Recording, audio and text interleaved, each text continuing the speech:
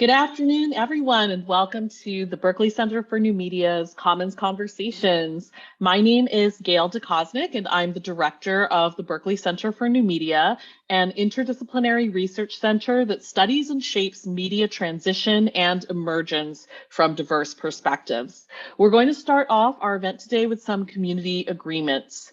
BCNM is committed to promoting technological equity and justice, and as such, our free events are inclusive, respectful, and harassment-free spaces. We do not tolerate hate speech or Zoom bombing. Attendees who violate any of the community guidelines will be removed from the event and may be disallowed from future online BCNM events. If you are new to our events, please read our community agreements. We're sharing a link to those in the chat. And we also encourage all of our attendees to explore the website native-land.ca, our home on native land, to learn more about the native stewards of the land you're joining us from. And our very first value tonight is to honor the land. And you can find more information on the About section of our website about how we pay respect to the Indigenous people whose land we are working on. We recognize that Berkeley is located in the territory of Huichin, the ancestral and unceded lands of Chochenyo-speaking Ohlone peoples, specifically the confederated villages of Lishan. I would also like to recognize that the area from which I am speaking today, San Francisco, is the territory of the Ramaytush Ohlone. The history of prolific technological development in this region has always depended on this land, and all of our technological infrastructures and activities take place on and in relation to this land. We commit to supporting the sovereignty and ongoing stewardship of this place by Ohlone peoples through building long-term reciprocity and relationships with tribal leaders and organizations. And now it's my great pleasure to introduce our speaker, Dr. Cathy Thomas, whom we are hosting with generous co-sponsorship from two other units at UC Berkeley, the Department of English and the Center for Race and Gender. Thank you to both of those units and everybody who works in them. Dr. Cathy Thomas is a creative, critical scholar working on African American and Caribbean literature as well as comics. She has written several articles, book chapters, 2 chapbooks, a syndicated comic strip, and short films. She's currently completing 2 books. Her speculative fiction novel, PoCo Mas, explores a historically unprecedented Afrofuture attentive to the long histories of humanism, afterlives of anti-Black violence, and the aftershocks of weather through the lens of carnival and the poetics of masquerade. Her collection of linked slipstream stories, Girls on Film, explores the mother-daughter alien relation across time, race, and the silver screen. She is also currently researching her monograph, Unruly, on a genealogy of Afro-diasporic women and girls.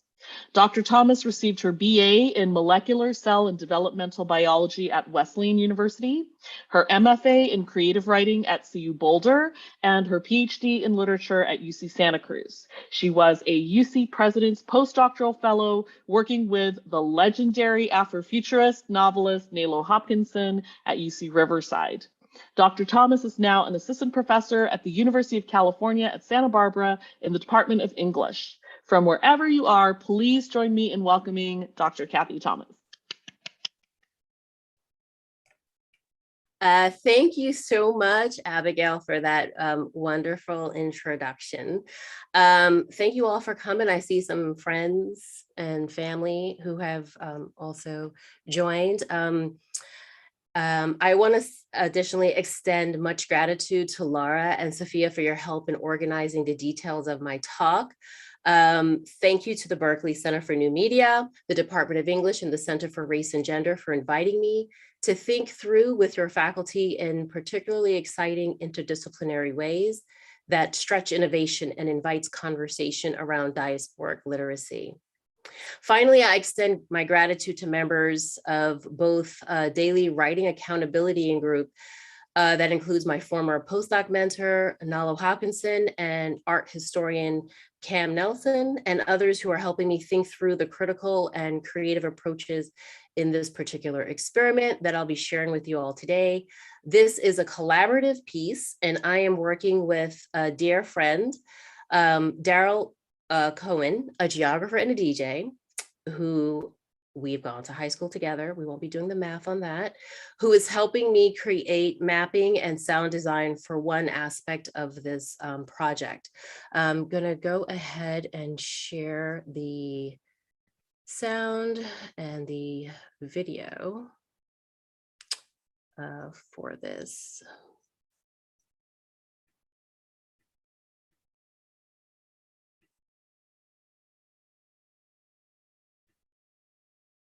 Okay.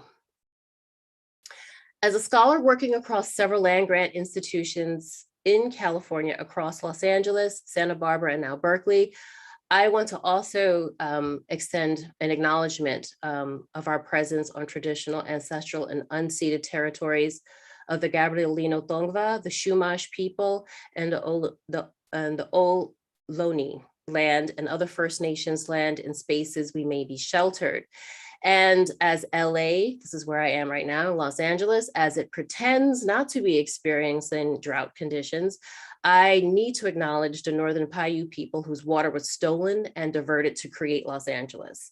As a move toward my own accountability and action, I am supporting the efforts of the Owens Valley Indian Water Commission.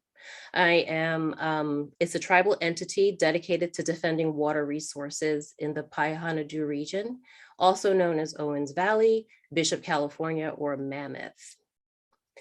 Today, I would like to share my presentation, Echolocating the Caribbean Diaspora. This is a brand new project, and this is the first time that I am presenting this multifaceted work.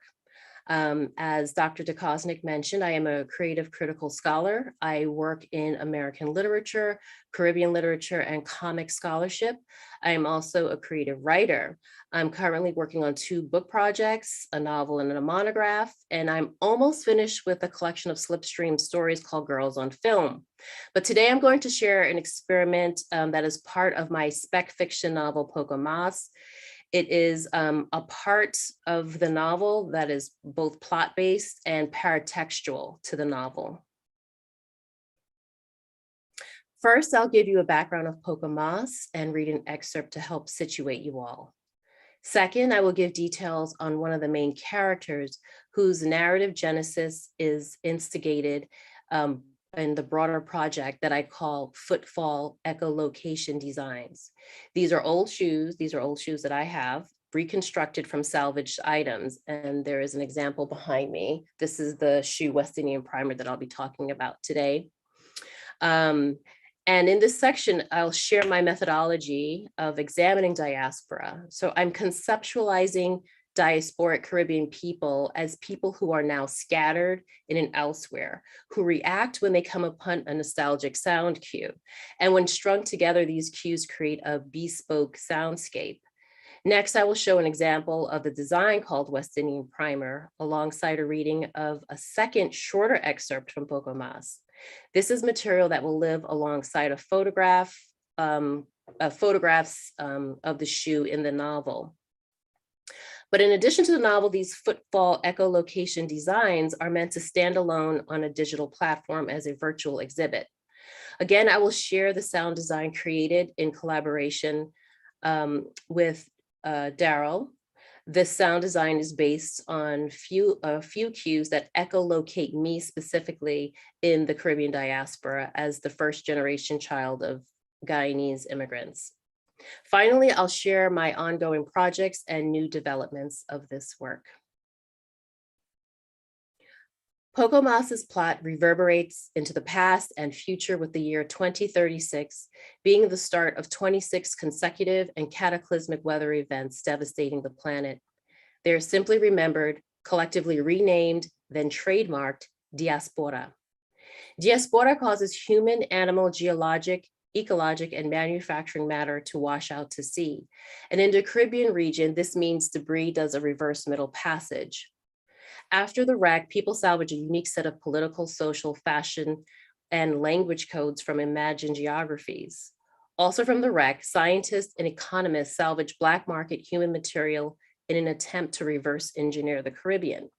This scene that I'm going to read is from a chapter called Just After. In it, a scientist compels his soon-to-be ex-wife to share their sonic haptic embodied memory from their wedding day playing mass or Caribbean masquerade, as the only condition he has before he grants her a divorce in a final meeting with their lawyers. The SHE memories, the sonic haptic embodied memories, are referred to as trophies. The scientist is pan-Caribbean and survived Diaspora as a young boy. This character does not have a proper name because of a legal choice he made to unname himself after Diaspora.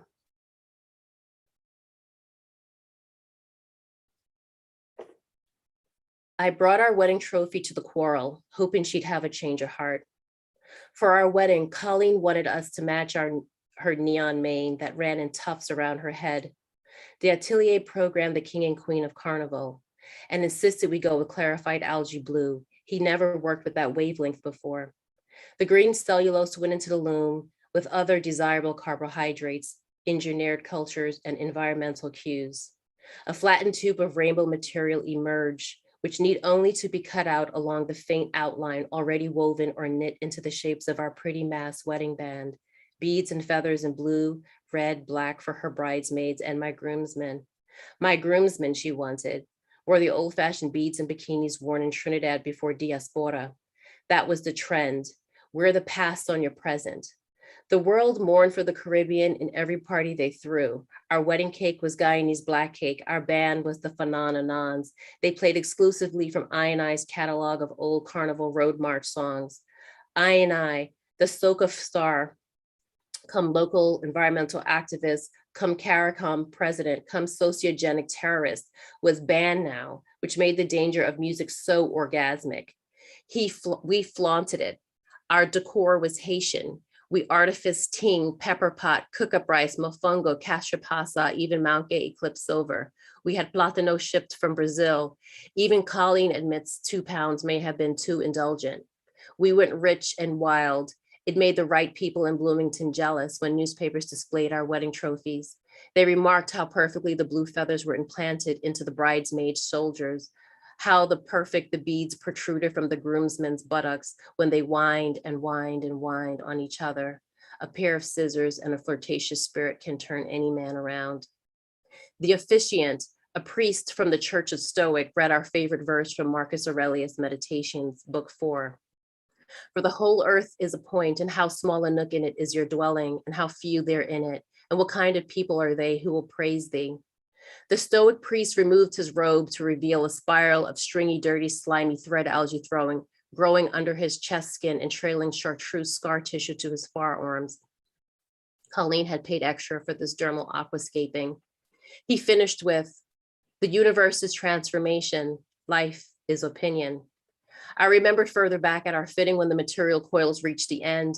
The unraveling revealed a dress, a shirt, a skirt, my midnight robber headpiece, her jab devil horns, socks, fringed sleeve gloves, and a hobo bag that carried nothing. The material that made her horns could be snipped anywhere without unraveling, a feature that allows for complete penetration. She was not amused. In the end, to appease Colleen and to honor the atelier's vision, my eyes would be sealed shut with temporary skin, though I would not be able to get as blind as she desired before the wedding parade. I saw the pretty players in their beads and bikinis whining so hard on each other that the feathers from one neck would rub and stretch and rip out iridescent sequin palets and flesh from the shoulder of another neck. If a groomsman were on top, the bloody baubles would be pushed in deeper until the contusion glowed bone.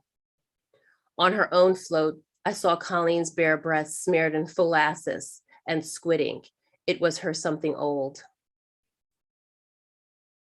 She moaned, gyrating against her trident, while her sister Yvonne played a tuck drum with cane on fire, will-o'-the-wisp burned out sound. Their parents were so proud to see their daughters resisting arrest. I thought of how Colleen sunk the trident into the police officer's back, how the synth molasses stuck to the grafted scales of the Hassa fish along the skin of her breast, how the bloodied mass players playing Port of Spain police licked her bitter pitch breasts. Colleen held on to 2 of the trident's teeth and licked the center. She whined, Agwe, Mami Wata, so equiant, entwined, and later on fire, the 3 of them in each other's arms. Wild, wild, fire, fire. And my robber talk went silent. I couldn't say words. I wanted to shout. I wanted to cause earthquakes with my body. I wanted to do to Colleen what she was doing to a bridesmaid, what they were all doing to the fake uniformed police who were certain beating the darkest skinned groomsmen to death was also part of old Mass tradition.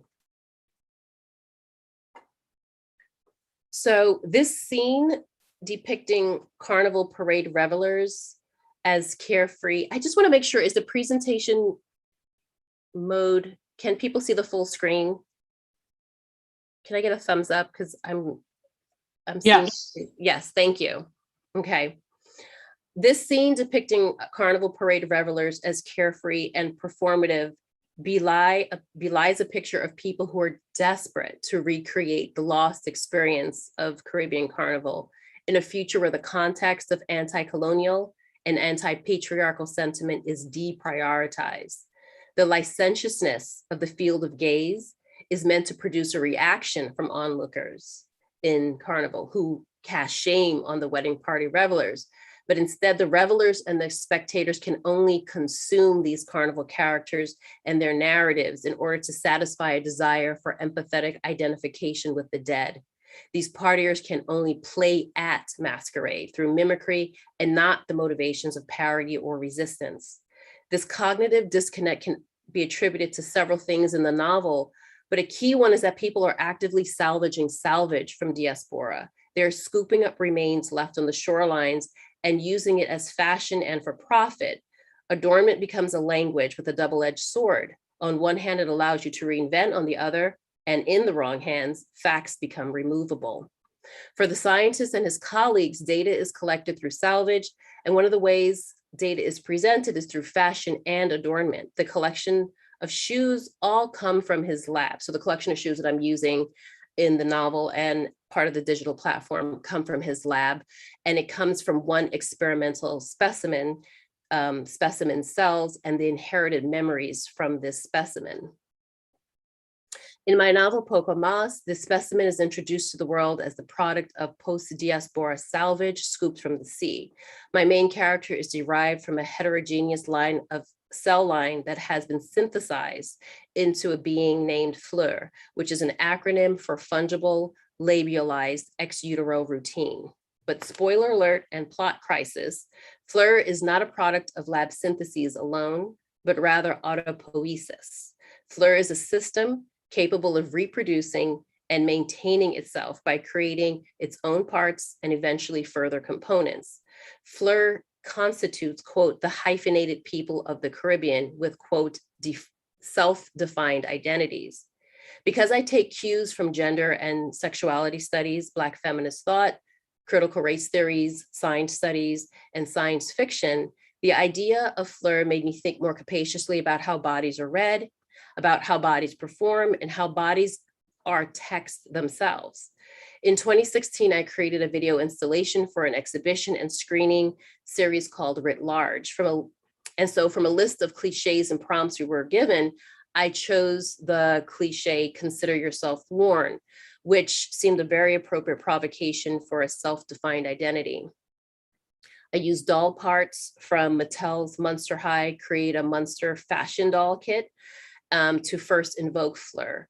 And the mutability of the doll's exaggerated parts allowed me to create and theorize Fleur using honey, human hair, poetry, and a rewriting of Peggy Parrish's Amelia Bedelia, reimagining her as the willfully disobedient anti-patriarchal BDSM maid. So if anyone knows the story, this is one of my favorite childhood stories. Amelia Bedelia she's a maid and she gives instructions, and she will literally interpret like idioms. So these stories are trafficked on puns, on doubleness. So I was playing out this doubleness with Fleur, and I am conceptualizing and visualizing a contrapuntal reading of Fleur throughout PoCo Mas. In fact, the title PoCo Mas is a pun itself. It means both the Spanish phrase a little more, meaning that it's requiring a little bit more of your reading practice. And it also is an abbreviation for post-colonial mass or masquerade. So is Fleur the creation of the scientists, or is he Fleur's creation? What comes first, the flower or the seed? And what comes first, the nation or the diaspora? So who's producing whom is a key question in my research. In the project, I take an empirical approach. I center the process of diaspora to focus on materialist history and the dream worlds of Afro-Caribbean society. I understand the Afro-Caribbean experience and identity is not a monolith. For example, while I do identify as Afro-Caribbean, I also identify as Dogla, which is a term in the Caribbean that means half Black and half East Indian. However, I frame diaspora through a lens of diaspora literacy, which is an empirical tool. V.V. Clark defines diaspora literacy as, quote, a skill for both narrator and reader, which demands a knowledge of social, historical, social, cultural, and political development generated by lived and textual experience. This lived and textual experience of the Caribbean region is linked to the history of multiple civilizations colliding and parting. To visualize diaspora, this is the experiment, specifically diaspora that generates a lived and textual experience. I thought of the process of echolocation.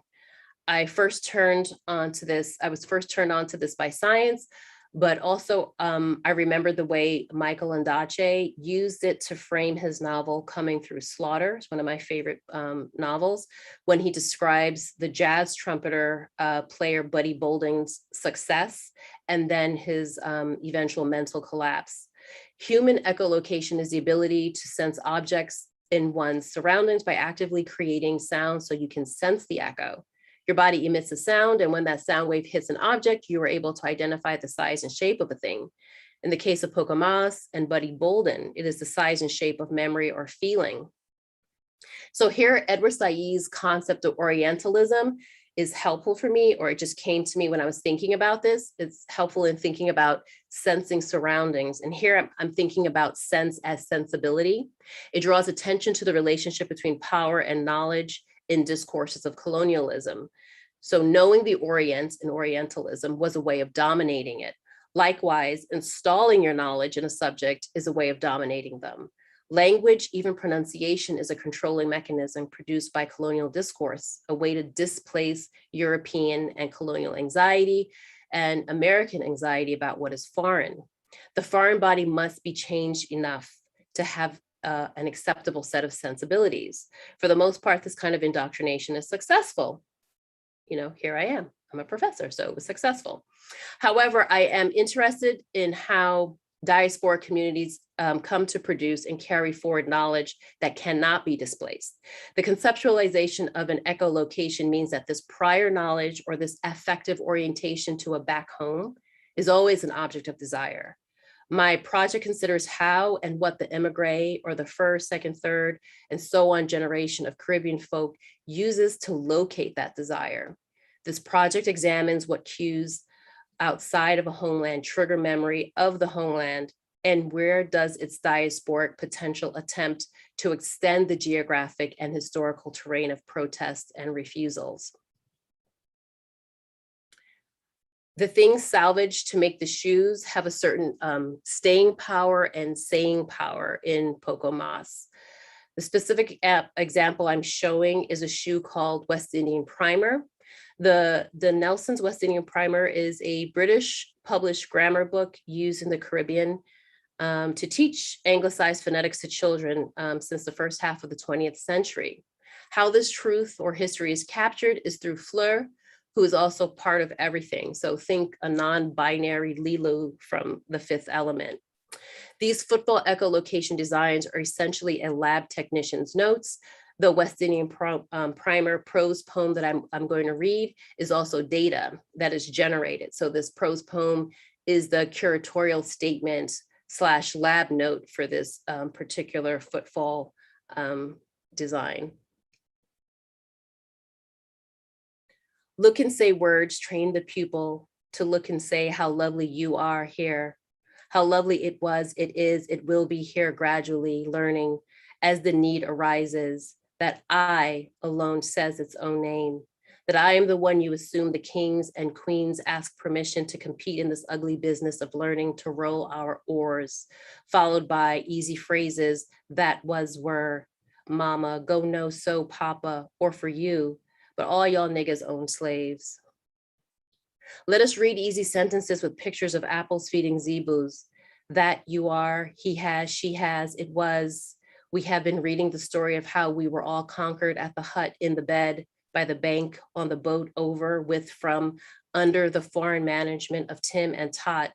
Look and say words to tropical fruit spread over their dirt, her skirt, his shirt, to industrial bleach clean their floors, our fluency, our flaws, to become an international host, cost, lost.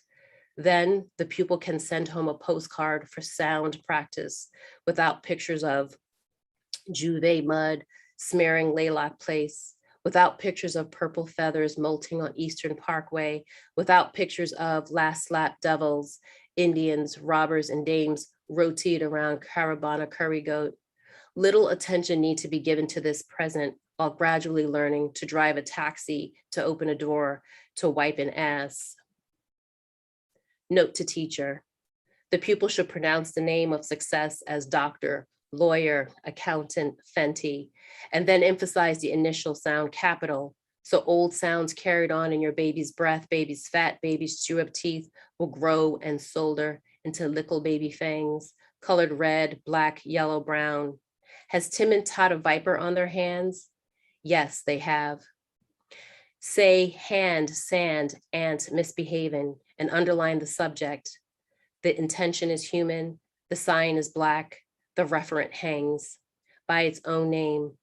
But me not need a referent to know which candle to bring out, to burn up, to breathe on, to build a vocal library.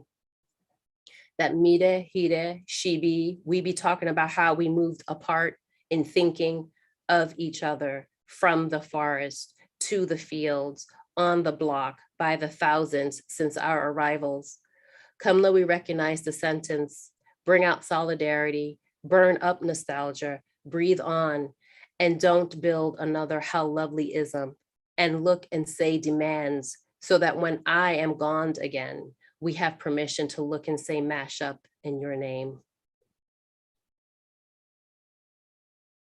So the segment of the poem that was that Mida, Hida, she be, we be talking about how we moved apart and thinking of each other from the forest to the fields, on the block by the thousands since our arrivals. Come though we recognize the sentence. This particular excerpt inspired 5 to 6 sound cues specific to me. So what I'm going to do, I'll first play it, the mix in its entirely, then I'll replay each cue with an explanation that also maps to space.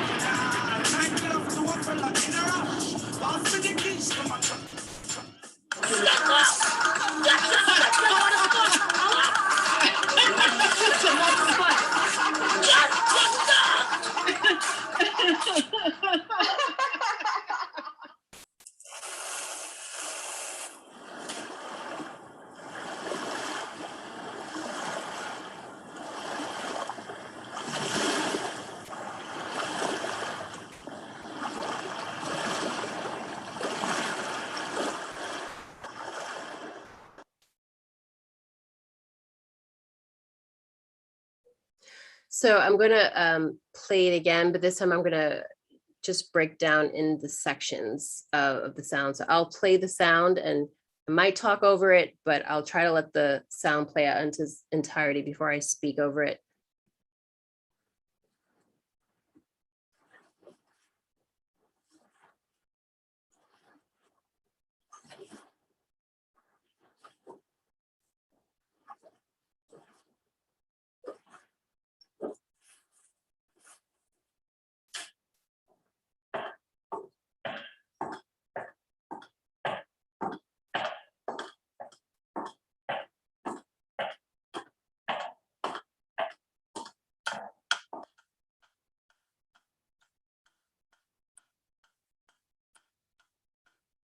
So in this section, we're introduced to the concept of Western time and timing, and this is why the entire globe is seeing all the continents are here.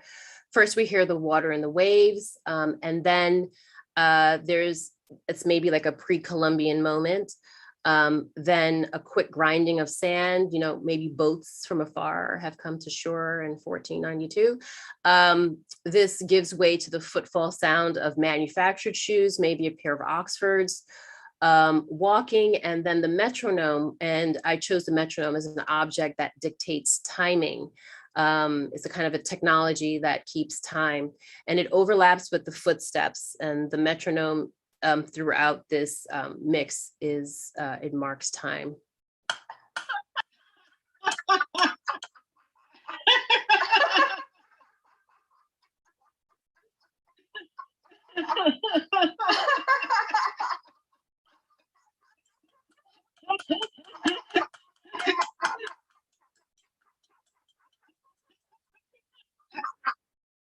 So we hear laughter here between a mother and a daughter as the footfall and the metronome sound approaches. And then the laughter deflects, and then the sound of laughter is backwards and stops, and then it's forgotten as time passes by, and then the metronome starts again. And the map is highlighted because that's where I am. I'm first generation Guyanese, and so this is just like the sound of laughter, sort of as kind of a cue for me for my experiences growing up.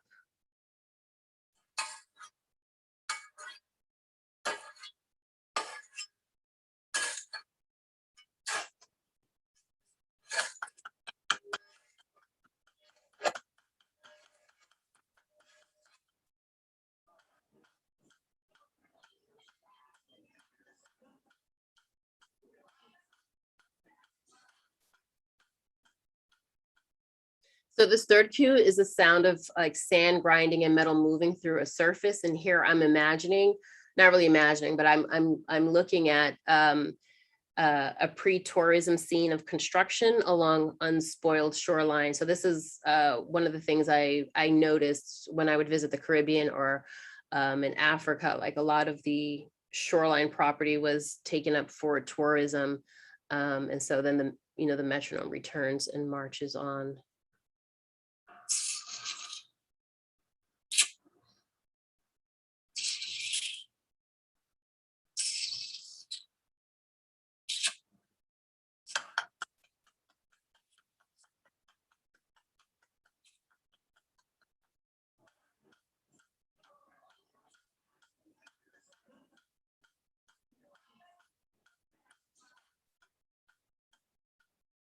So this sound cue is a quintessential Caribbean sound.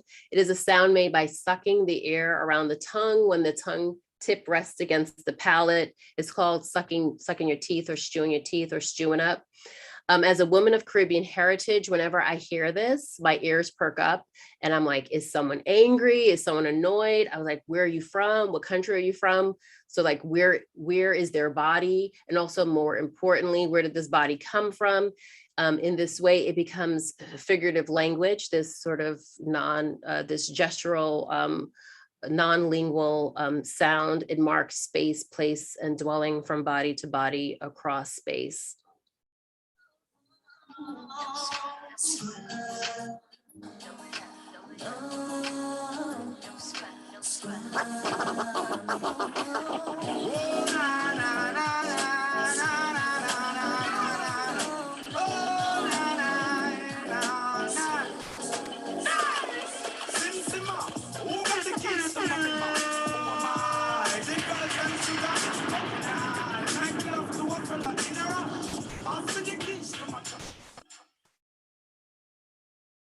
So this may be my favorite cue of all. It's like the DJ change up. It's an embodied memory for me and something I share with other Caribbean friends and friends who have friends from the Caribbean. It's from college parties in high school. And I remember being at basement parties in Malcolm X's house at Wesleyan. And when the DJ moved from a hip hop set to a soca or reggae set, we would like lose our minds and we would crowd the dance floor, winding up on each other to the bass. It was a kind of an active trance, if you will.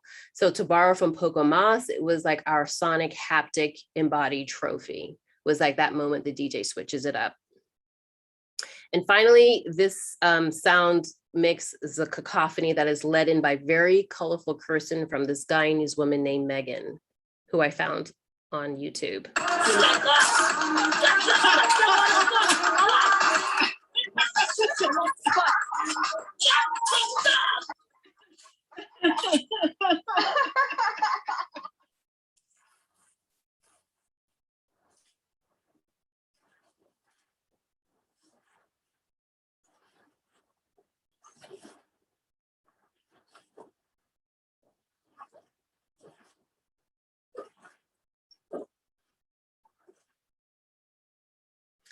And this cue is important for me because the cursing in the Caribbean, specifically Guyana, is very rich. The phrases are caustic and lyrical. It's like a song, like you're being insulted, but it's just like it's so beautiful, the insult. Overlapping this is a hook from a chutney soca song, and chutney soca is an East Indian. Has East Indian and African roots. It's a crossover musical genre between soca and calypso music. And I also grew up with this and with colorful cursing, and is followed by laughter and waves. And it's sort of, this ends where we started. So I wanted to focus on like the importance of one of the sounds, which I've been tracking and noticing in literature, and the particular kind of writing I'm noticing this in are comic books that are written by and created by people of Caribbean ancestry. The suck teeth is a sound, and it has a lot of weight for me. So to stew teeth or suck teeth is a figurative gesture common in the Caribbean. I introduced this sound because I found it in these two comics, and it shows up as onomatopoeia, and it's spelled with CHNN, and like, I don't even know if that's what the sound would be, but it's interesting that that's how it is written. And so I wrote about this phenomena showing up as onomatopoeia in these two comics, House of Whispers by Nalo Hopkinson, and Hard Airs, a graphic novel by Nigel Lynch and Matthew Clark.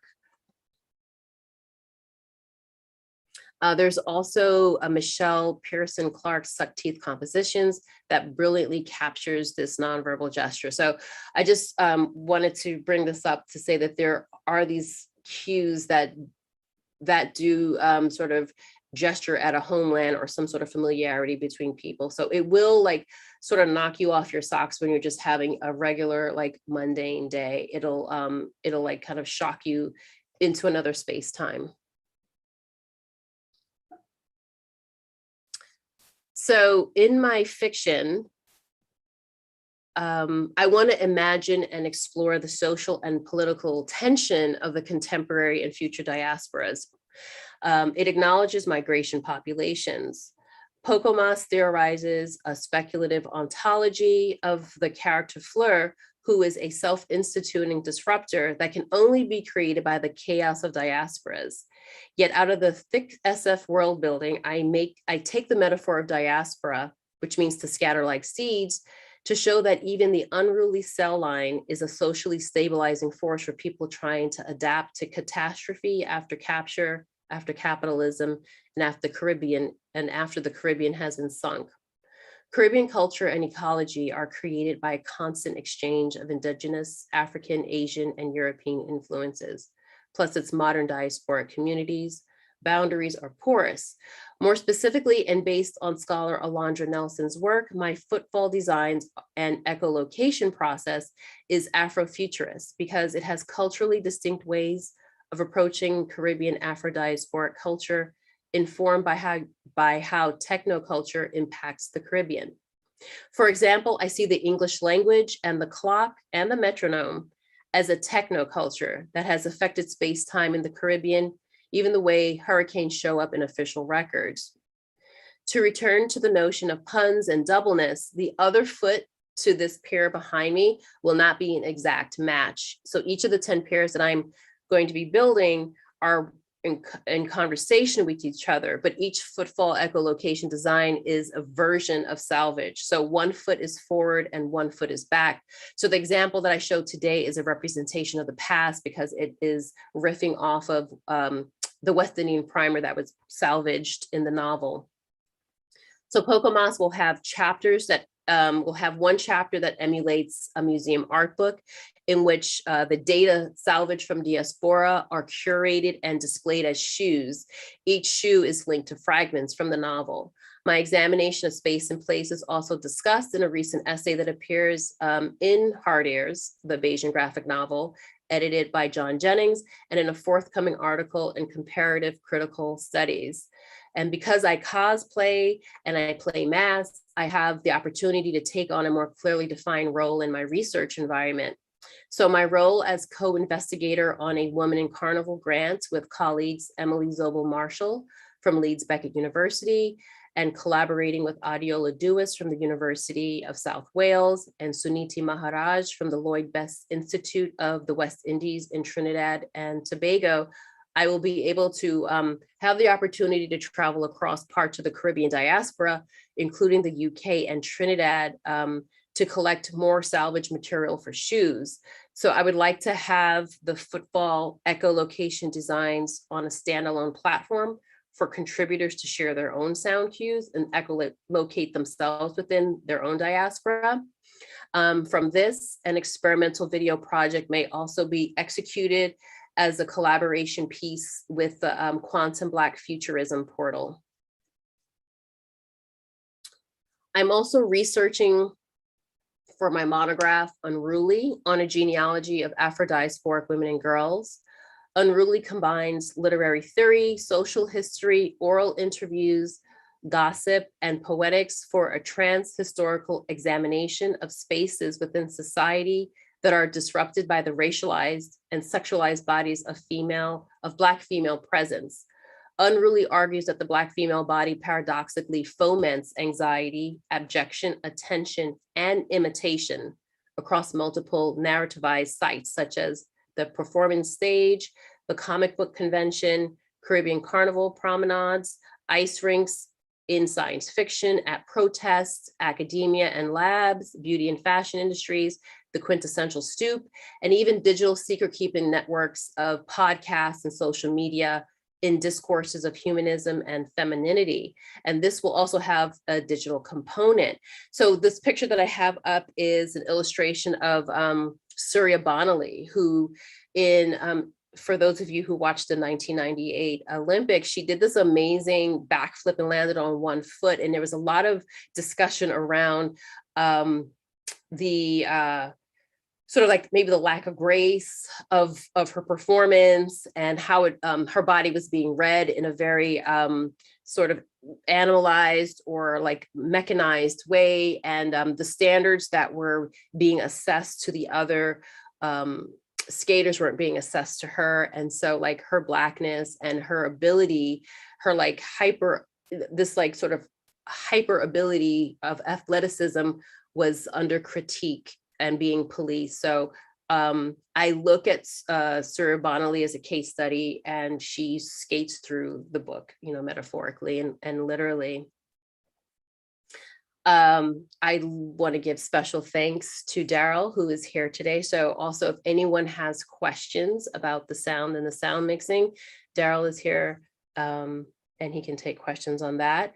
I need to send a shout out to Valerie Nelson and Crystal, aka Cam Nelson, for sending me the sound cues of laughter, which was the first sound cue that I was thinking of. And yes, and I love Crystal's laughter here and across Zoom, and I hear it every day. And finally, I'd like to thank Nella Hopkinson for being my shoe enabler and showing me that through her own doll making, that art practice is a necessary part of our research and writing. And so thank you all for sitting through my presentation, which I think I did in record time. Thank you. And I look forward to furthering these projects and to hearing your thoughts.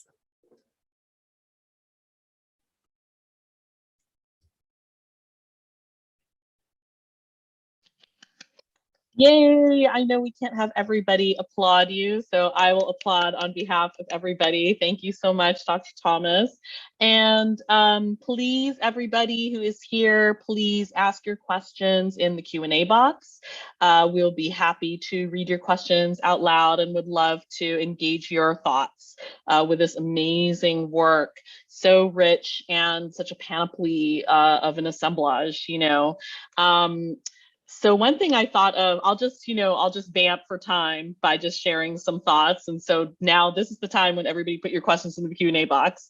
One thing I thought of while listening to you was that weirdly, or not weirdly at all, really fittingly, I sort of received your talk as a funeral oration for Lee Scratch Perry, who many of you will know left us yesterday. And, you know, I think that there's something so right and mystically synchronous with your talk, which had been scheduled a long time ago, somehow coming right on the heels of his departure. And I just know that, you know, where he is right now, he's really glad to have had that as a funeral oration. So thank you so much. I also was thinking about a term that my mentor, Alex Wahelier, coined, sonic Afrofuturism. And this was such a sonic Afrofuturist talk. And coincidentally, you know, Alex also was the person who introduced me to the writing of Professor Hopkinson and taught me that body of work. And so I feel like we're like cousins in a weird way, like academically, like there's a genealogy of our intellectual training that like does meet somewhere, you know. And I think that one thing that's so powerful about Alex's idea of sonic Afrofuturism, I mean, there's so much that you are also picking up the threads of, but you know, some of the lines that he teases out are like how sound has memory and has meaning beyond words, beyond language, beyond what the West recognizes as intellectual history or discourse or pedagogy, that sound somehow escapes a lot of those logics and therefore remains, you know, therefore does echo and does locate also. And so I wondered if maybe we could have, while people are thinking about their questions, if we could have a conversation about memory, which is one of my preoccupations too. You talk about sound as sonic, not only sonic, but haptic, embodied. You call sounds trophies. You know, you talk about sounds that gesture at a homeland, that interrupt your day. And so for you, sounds have substance, a direction, spatial impacts, and temporal impacts. I also teach sound design too, so like that's part of my interest. So yeah, I thought maybe you could expand a little bit more about your philosophy of sound and memory, perhaps. Thank you for that. I love that we are research cousins. We're like feeding off of like a giant like brain somewhere in like the DJ universe. I haven't formulated a theory or a philosophy around sound, but if I did, it is you know, again, it's like it's very empirical. It's like I just there like the DJ change up for me is like I will go to, I remember there was a party at ASA in Hawaii that was being DJ'd by Nick Mitchell, and I was there with a couple folk, you know, Dr. S.A. Smythe, and there were some other folk there, and S.A. is Caribbean, we're both Caribbean, and I went up to Nick and I was like, Nick, when are you gonna put on some like, when are you gonna put on some reggae, when are you gonna put on some soca? He was like, he turned to me, he's like, oh, I don't have any. I looked at him and I was like, oh no. it is time to go leave and get some sushi and come back. I was just like, because I was like waiting for it. And it's almost like this expectation that I have. And I don't know if it to me, it's, and like, I often wonder, like, what made that DJ decide to do that in like a house party in the Bronx or Brooklyn? And well, you know, it's because the population around you desires or wants that. And so I kind of feel like I've even been like doubly diaspora sized, because leaving the Bronx and coming to California is a very, you know, kind of alienating experience in a way. It's like, you know, to find a Caribbean person. So for me, I started to like, my philosophy around sound was, I started to think a lot about like, I'm sending out signals of longing, and when something comes back to me, it's like I'm echolocating it, like the proximity of like where something is from me, like where the bodega is that sells the plátanos that I like, you know. To me, it's like, so it's not actually a sound, but it's maybe more conceptual echolocation. But I remember looking at like Planet Earth and watching the bats do it, and I was like, oh yes. And then when I read Coming Through Slaughter, I was like, this is so conceptual. This is exactly what the body is doing. And it doesn't have to be an exact sound, but it is, the question is like, how do you locate yourself in the diaspora? And I was thinking of the different ways and how you could define or gesture at echo. And it doesn't necessarily have to be sound. And that is why like it's sonic, haptic, embodied. It actually should be affective too, almost like shea or shea butter. So SHEA. But I mean, that isn't a concise definition of my philosophy, and I will work on it. But that's how I was approaching this project and thinking about how within the diaspora, the boundaries of the homeland, whether you live there, the imagined version of it, or when you go for vacations, you're sort of building, you're building that, you know, to steal from Sherlock Holmes, like it's part of your mind palace, like the sort of the fantasy of space and home. I think it's great that you're talking about home, because I think undergirding all of these questions about diaspora for so many of us who come from diasporic peoples is this sort of threat or fear that there is no home, you know, that there is no home to go back to, because now, you know, because the Bronx was your home and now it's California. And so like you're already a different, you know, you're multiply diasporic, you're already different than the person that maybe could have returned home after, if you'd been gone for a week or something. But there, you know, that feeling of there's no return to be had. And so a lot of diasporic literature from the Caribbean and other places is sort of about not wanting that, you know, refusing that nostalgia in some way, or making of that nostalgia something generative and future oriented. And, you know, also rejecting that idea of wholeness, as Edouard Glissant does, for instance, like there's nothing to mourn, there's nothing lost. It's just about like, what are you in your errantry, he calls it, you know? And so I think there's, I just wonder if you want to say a little bit more about how you think of home, unhomeliness, return. Do you think of that as opposed to or contradicting somehow an idea of embracing the assemblage, the partial, the you know, mestizaje of diasporic being? Or, you know, is that not the right equation? Like you've stopped thinking of home as like something that pre-exists that is there to return to?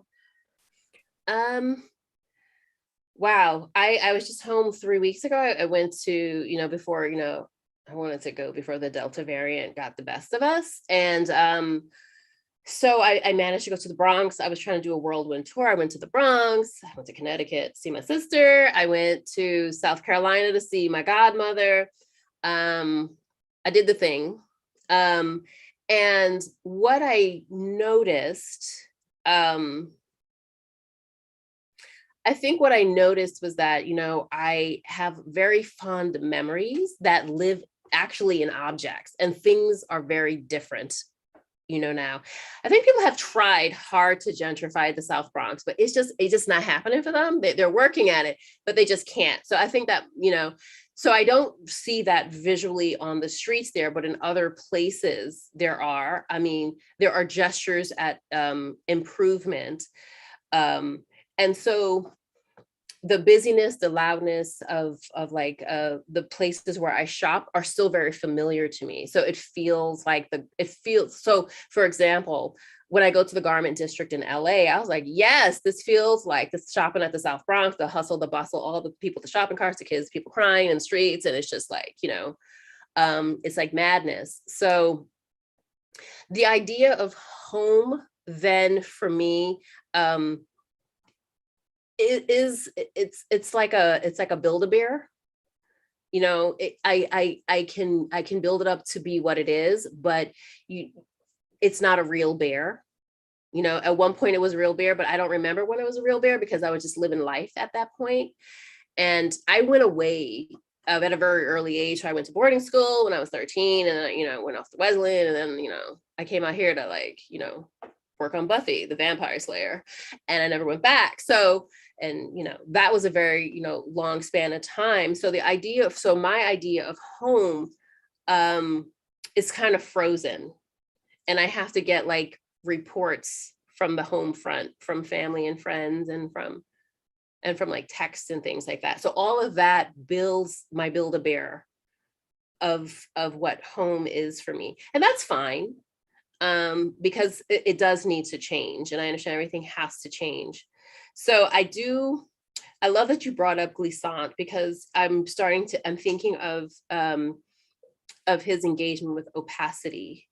And I think a lot about that idea of home being like a process of opacity. Like it doesn't need to be understood, and it's very bespoke. So that's why the sound cues, I think, have to be bespoke. So what I imagine is that I'll open up the space, and then I'll have a few people who, maybe someone's from Barbados, and they have a whole other situation. So their sound wave composite is going to be different. So everyone's going to have like a different kind of sound fingerprint. Yeah. So it is a Build-A-Bear. Yeah. Or another word would be remix. And I think that's great. Yeah. I mean, what I love about it is, like, you know, to be diasporic is to live in the remix. And you're saying, you know, everyone's remix is literally different. Like there's different samples and different components in everybody's, even as there's probably some sounds that are similar, like the sucking teeth sound across people's diasporic memory palace, you know. Okay, we do have a couple of questions. I encourage people to add more to the Q&A box. My awesome colleague Tom asks, as a creative writer, how do you think about trying to get sound on the page, and perhaps even more difficult, get that sound across to your reader? Yeah, I think that's a great question. I love onomatopoeia, but then I have to ask myself, where did I receive that? Like, who told me that ouch or ow is that way? For example, when people text me and they say, whoa, like there's 5 different ways of spelling it. Like it's WHOA, some people do WOAA. So to get sound on the page, of course, in the story, you're going to use onomatopoeia, but I do think sometimes, like visually, like if you just have some white space on the page and maybe describing something as if something else. So I like as if, because it's a contingent transition. I think it's contingent upon something else existing in its place, or something else existing in your mind. So for me, if I'm thinking about what is a bespoke sound for me that might not be familiar to someone else, like I might say, like her high heels sounded like like a fast game of double dutch. And if someone isn't familiar with double dutch on a hot pavement in July, and it sounds like, what's double dutch, you know? So I think I don't think you're going to ever actually get people to hear exactly what you want them to hear on the page, but I think that's probably the same thing of all kinds of descriptions. So I think with the sounds, because they are unique, and what I want to do is to sort of maybe be more mindful about how I do put sound on the page. And like, I hadn't thought of that until Tom's question, is maybe not do cliche ways of sounds. I mean, I don't do it for touch and taste. Maybe I should expand it to sound. And then the entire reading experience will be super alien to people. So that would be interesting, but I don't know if one can actually achieve it. Thank you for that question.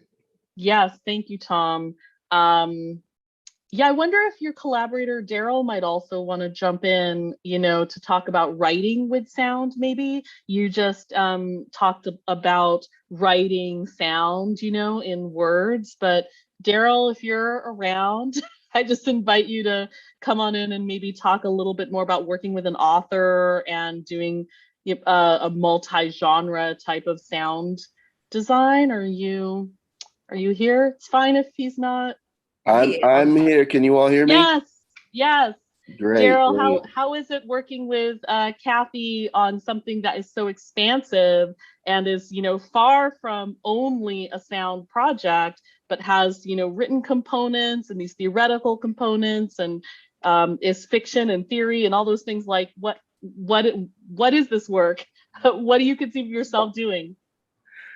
Right. So it's funny that you phrase that question that way, because I feel a little bit like you, like, what is this work? You know, because it was all very new to me. So I think Cathy mentioned that my background, my training is in geography, but I also freelance as a DJ. So I guess I was uniquely suited to help her kind of put some of the material together there, because she was using both maps and sound, which are things that I'm familiar with.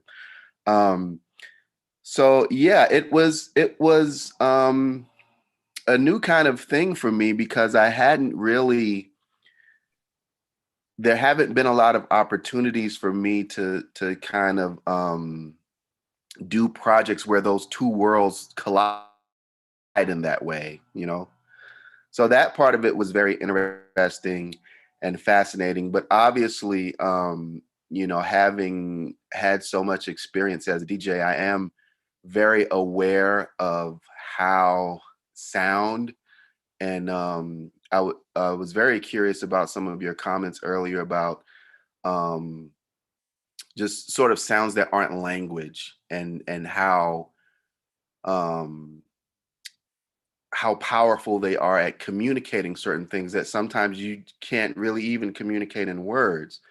So I know as a DJ, a lot of my experience has been trying to give people a feeling through music. So that's a big part of it. But, you know, as Cathy kind of alluded to in her comments a little bit ago, it can be very subjective, because you know how a certain sound makes you feel, but you don't necessarily know that same sound is going to cause the same feeling in another person. So you kind of have to go by how they react to it. You just kind of like we do with the subjectivity of conscious awareness in general. You infer that the other person is having the same state of consciousness that you are based on their outward behavior. But you can never, you know, like Cathy said, you can never be 100% sure that you've actually achieved communicating what you feel or what your experience is to that other person. I will say, That's though, great. Yeah. that the DJ change up is probably the one like foolproof way that I know that I'm feeling what other people are feeling, because when that happens, everyone's just like, oh shit. And you scream, and then you may be sitting on the side, having some punch. You just, it's like you're in a trance. You just come and you just dance. And I think my friend Leah might be here, and I know she experiences this. I know Boosie experiences this. I know Alice experiences. I mean, like, because we all went to like high school together, and I definitely, like, I'm gonna just like straight up say Leah, because I know I have whined on her in like an automatic trance so many times. When that change up happens, you're just like so excited, and you get very I don't want to. I mean, this is recorded, but we're all adults. When someone disrupts that, and I will say, when someone disrupts that with an erection, like some guy comes up to you and he's trying to grind on you, and you're like, no, this is not about that. This is me and Beanie Man having church right now. So you need to like go away. It just like, so that's when I know that that moment, like, it's moving from like the American self into the Caribbean self. And it's very personal for me. It's very sacred. And so that is why I would prefer to dance with my female friends than men when soca and reggae comes on. I'm also just noting how often you're referring to these like intense physical crowd activities, Cathy, which are a little bit forbidden to us right now in this pandemic. So it's, in a way, it's like lovely and also heartbreaking to hear your methodology of the floor, because I'm sorry that I can't practice your methodology like tomorrow night, but I gotta wait for that.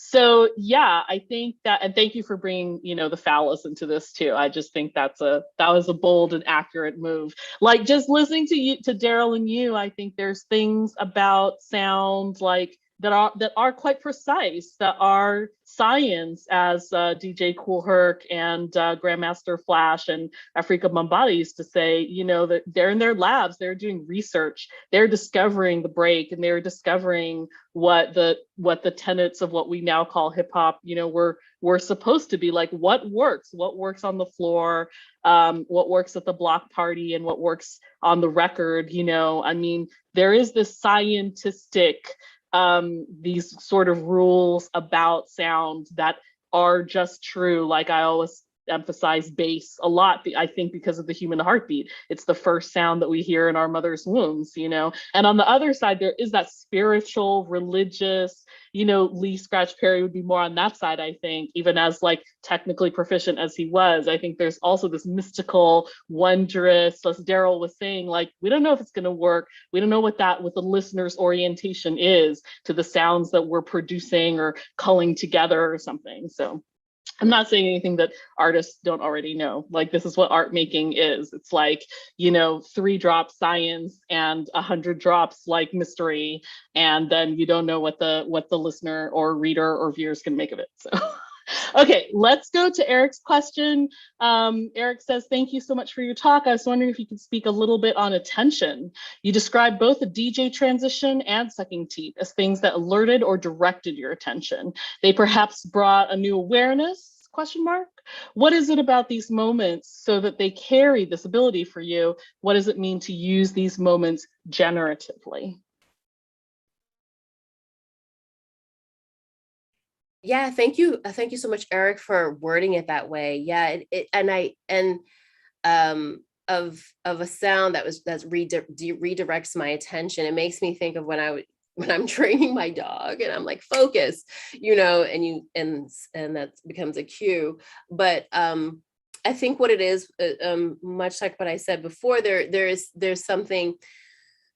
Maybe it's nostalgic, maybe it's just like, maybe it's a moment of recognition. And so I think when I'm the DJ change up and the suck teeth is a moment of recognition, because in California, when I'm at like, I don't know, Chipotle in line, or just like whatever I'm doing at Whole Foods, if I hear someone suck their teeth, I will literally just like, it will just be like a slow motion thing. like in a romance. And I'm like, where are you? And I literally am trying to echolocate that sound, like who did that? So it is being recognized without someone actually directing their attention to you. And I don't need to be part of it. I don't need to act, like when I say like, where are you from? I don't actually go up to someone like, and start like, and be that person who's just, in someone's business. But I do, that is a preoccupation question that I do have with me. And I think the questions just disappeared, but there was another point of it. And it says, I think it says, what does it mean to use these moments generatively? I think this project is an attempt to use these moments generatively, because I know that they're going to change over time. And I'd like to go and look back at this project and be like, yeah, that was a thing. And what is the new sort of a non-lingual gesture, or what is the new sound cue that defined me in the diaspora? So I think preserving it or cataloging it is one way. The sound mix might change later. There might be other things. I don't know if this answered your question, but yeah, the answer I would say would be like recognition. Not that person recognizes me, but I'm recognizing myself. Yeah, that happens to me all the time. I mean, there's Filipino people everywhere in California, so it happens quite a lot. But every time I hear a sound from my dialect or any of the adjacent 36 dialects, I do sort of turn around and just at least try to see a face or like catch a glimpse of a facial expression or something, because I kind of know what that facial expression is going to be just based on the sound that I heard.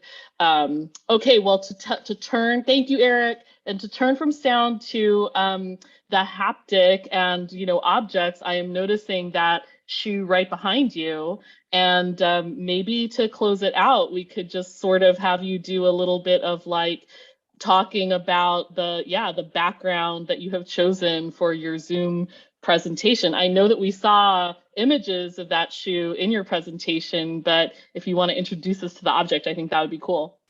I will. There is a question here, and just quickly, it's from Boosie, and she asked a question about the erection statement. Oh yes, okay, great. Boosie, thank you. I am going to read your question out loud. Thanks for putting it in there. And Boosie, thanks you too, Cathy. This is Boosie's question. I especially enjoyed how you hesitated but went ahead and spoke your mind during one of the answers, the erection statement. This is rare in academia. How can you encourage young authors or academics to be more authentic in this highly, if I can say, regulated environment? Your authenticity is infectious, but how can we actively encourage it in academia? Great question, Boosie. Thank you. I feel like a lot of the scholars coming up with me and behind me, and when I say behind me, I'm talking people who are younger than me, are quite, they've got some ovaries on them. They've got, they've got the chops, and so where and when they display it, I don't know. I feel I'm a very feral academic because I didn't come from academia. So so the way that I approach things may be a little bit different. And so I call it my brand. So my brand is a little wackadoodles. It's worked for me. It feels, I feel like being more buttoned down is too performative for me, although I can have that happen and I can code switch. I think more academics need to find or can or should be encouraged to find ways in which they simplify their language so that things are more accessible. So I think being a little bit more authentic and less regulated in your environment might actually expand readership and engagement with academia. That's another thing. And I'm saying that out loud to myself, because sometimes I read my work and I'm like, who wrote this fascinating, complicated paper? And I was like, me, third year of grad school. What was I thinking? Thank you, Julia Kristeva. So that's one of the things that I would encourage, like to have like an endpoint, like what would be your end goal for being more authentic or less cryptic. And I think accessibility is that. And I think it goes back to the last thing when I was thinking through Edward Said and like what conditions your language and your sensibility. So that would be another question that I would say. And I think it also helps to improve your style of writing and your way of thinking and conveying information for different readerships.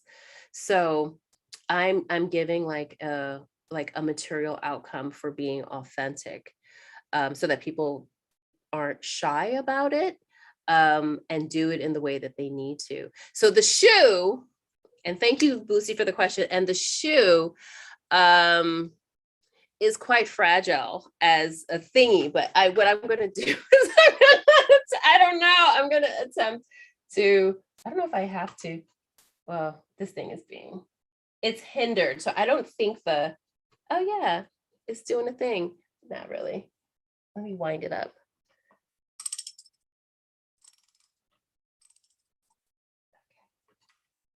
Oh, it's stuck. Okay. Alrighty. Yes. And if I wanted to have a lazy Susan to actually show. So what the shoe is, it's an old Oxford that I had. I ripped off I didn't rip off the heel. A fancy shoemaker ripped off the heel and gave me advice. The metronome is precariously attached to the bottom, and it's a 1940s authentic. I think it's an old German metronome. And I use actual parts of the West Indian primer with Tim and Tot. The actual sections that I wrote the poem about are like Mod Podge on it. And also the tip of the shoe has a collection of Oxford's Companion to British Poetry, is the tip of the shoe. Inside the shoe, the last slide that I showed, the tongue of the shoe is a tongue. I was trying to find animal tongue, but I didn't want to use an animal byproduct. So it's a fake play tongue. And the insole are tacks, because what I wanted to show is that I wear a size 10 shoe, but it's tacked so that the insole can only fit a size 7. So the point of that is that no matter how much you try to fit yourself into this way, there's a part of you that won't fit, or like in order to fit, there's something that that gets lost or won't actually fit comfortably inside of the shoe. And I another way of keeping time or indoctrinating is through religion. And so there is a glow in the dark rosary that is the shoelace of the shoe itself. And for those of you who are familiar with Catholicism, the different beads along the rosary, you're supposed to say a certain, you say a prayer each time, and then you switch it up. It's like Our Father, and then the Hail Mary, and the Act of Contrition. So that's sort of part of this cycle. So there is this sort of repetition of training. So the shoe is like an object of training, and the platform is made from tea-soaked poems that were cut and made to lift the shoe up as a platform. So it's both sort of ephemeral but structured. Like it matters, but it doesn't matter because they're so precariously and crumpled and old. So that was the effect that I was going for. So that is the West Indian primer shoe. That's so great. And I'm noticing the metronome, which you point out is a technoculture along with the English language, along with time itself, sort of Western structured time that you see as a technoculture imposed on the Caribbean. And yet, somebody walking around in those shoes carries that metronome with them. So the metronome is not something external to the colonized body, let's say, but, it dogs their paces, and kind of probably the intimation is that it sets the rhythm of their stride and that kind of thing. So I really love that objet. I have to say, I think that you're an artist too, and that you could easily make an art installation on top of all the other genres that you're working in. I think you could easily have an art installation based on PoCo Mas and your other projects as well. So it's so rich and expansive and has so much depth and breadth than many more directions, diagonals, and spirals in it. I love it. All right, well, I think that unless anybody else wants to ask a question, okay. I think that people are still processing what they've learned from you today and what you've shared with them, which we'll let them do. Thank you so much, Dr. Cathy Thomas, for joining us for our first Commons conversation. And everybody, please check out bcnm.berkeley.edu for the remainder of our events this semester. Thank you so much. Thank you all.